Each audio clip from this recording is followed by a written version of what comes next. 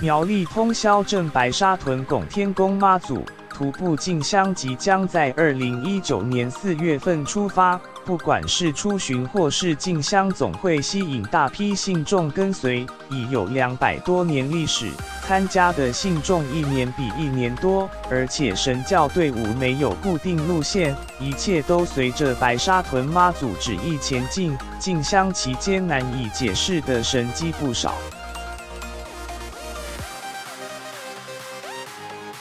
就连原本铁齿不信邪的艺人陈子强，也因为经历过不可思议的事情而信服。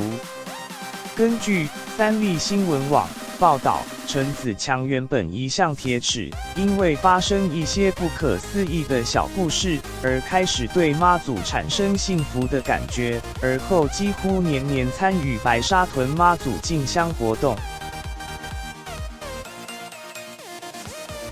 陈子强曾提到，过去他争取到8点档天上圣母妈祖的演出机会，但当时角色一直没被定案。后来他跟着白沙屯妈祖进香后，就立刻接到电话，但仍不确定是要演出千里眼还是顺风耳。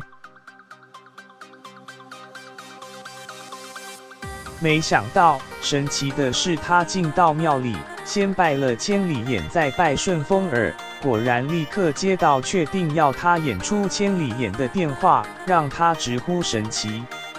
而神迹不止一桩，陈子强还透露，他与经纪人一同去进香，但走着走着竟跟丢了队伍。